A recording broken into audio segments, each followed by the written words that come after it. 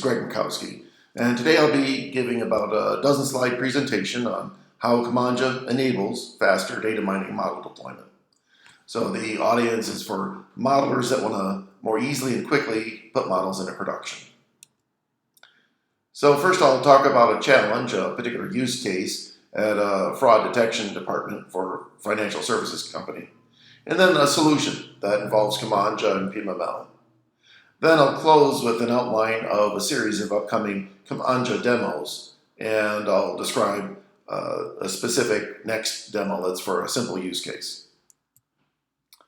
So first, for the case study of the modeling department, so here we were doing financial fraud detection, $80 billion going by a year. We had 3 modelers and about 3 dozen predictive models in production.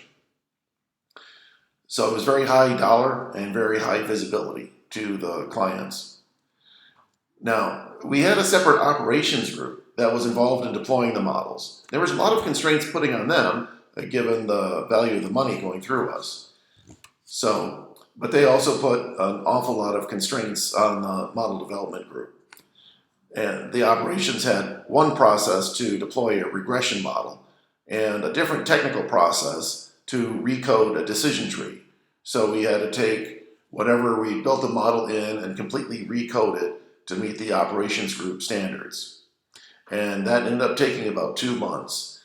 A bit longer than usual, but in other places I've seen it take a month to put models into production sometimes. So, and that had an impact, given that we'd have 2 months to build a model and 2 months to put it in production. If we could cut that in half, we could get a lot more models done. And models were getting stale.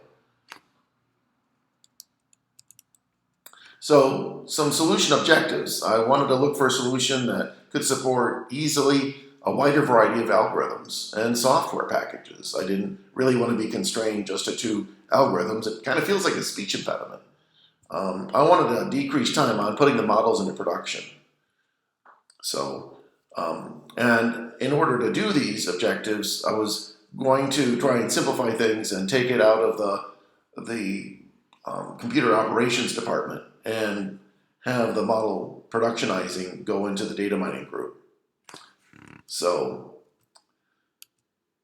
and also with some background, when looking into some of these things, I came across a number of different reports, including this one, Deloitte Analytics, talking about cybersecurity and data scientists. They're going to end up with a 1 million person shortfall by 2016. And the reason I bring that up is people tend to have different skill sets. So on the left-hand side, you see there's people with data mining experience, and there's a particular scale from new to very experienced. And then there's also a scale of people that put models into production or work with big data, Apache open source systems, from very beginning experience to very deep experience. Now you can have somebody in one camp that's deep in one side and light in another, or somebody that's deep in the data mining but might be a little bit light in the productionizing of systems. But to find somebody that's very deep in both, that can get to be very difficult with extensive data mining and extensive big data experience. So an overlap on extensive experience is rare, and that's one of the areas that Kamanja can help. So as I was looking around for solutions to those objectives, I came across predictive modeling markup language. It's a type of XML.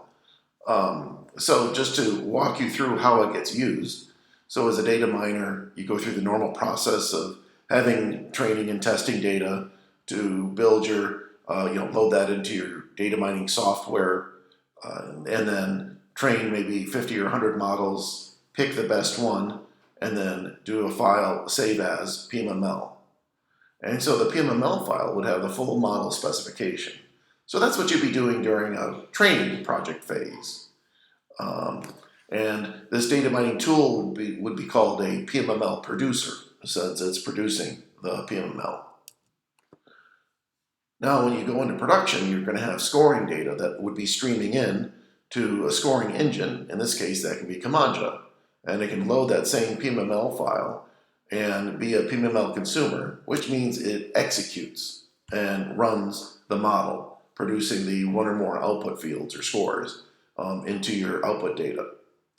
And so the process of going from this automatically generated PMML file from the model development to the production, well, since this is automatically generated, it really saves a lot of steps.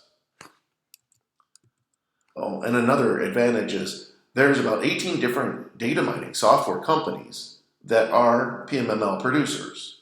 So this includes R, Rapid Miner, SAS Enterprise Miner, Sparks, MLlib. So there's a lot of very common systems that do produce the PMML. And then there's also PMML consumers. There's about 12 companies. But there's not so many open source PMML consumers. So you can see I've also marked in yellow what some of the other open source producers are. What PMML covers would be this list of predictive and descriptive algorithms. I won't go into details there because I'm assuming as a data miner you're familiar with these. So getting back to this financial fraud detection department, so we found that using a PMML consumer would be a big improvement.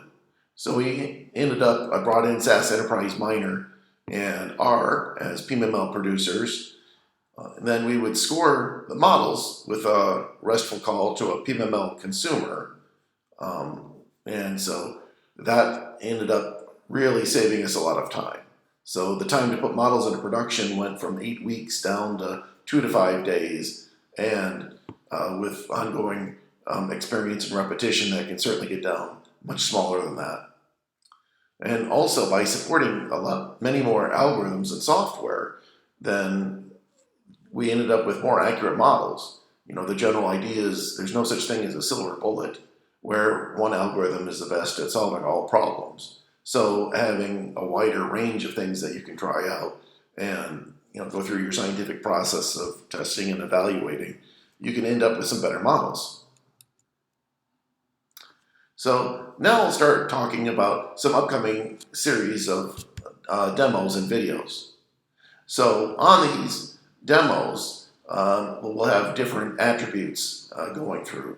So there's different data mining software packages, R, 9, Python, Rapid Miner, Sparks, MLlib. We can talk about different data mining algorithms, like a decision tree.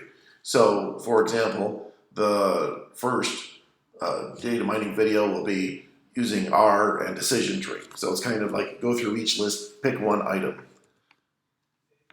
Increasing system complexity. So we'll start off with very quick to get started, no big data infrastructure. So just the quickest way to build a model and execute the PMML in Kamanja. Then one node running Kafka and Kamanja, and then multi-nodes running more complex and larger system. So we have a variety of different data sets that we can work with. For small, simple cases, there's using auto attributes and forecasting miles per gallon for that particular model of car.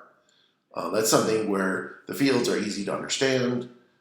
It's got a continuous target, so that relates to most business problems or many of the business problems. Credit card fraud detection, network intrusion detection, Internet of Things, clustering behavior. We also may do some text mining with Stanford NLP. So there's a variety of other things that we can do. So getting back to the simplest model that we could use is we're going to find a public data set for training. We'll load it into R using the Rattle package, train a basic decision tree model, and score the data. So that'll create a new field for every record that has the forecasted, what the estimate value is. We'll save the model as a PMML file. And then we'll run Kamanja to execute the PMML and score the data. And then review and compare the two different scored data sets. So that would be a normal thing when going into production, is just to validate if you've made any changes from the model development code. You always want to validate that what you're putting in production is giving the exact same scores. So that would be a common step. So thank you very much, and I look forward to talking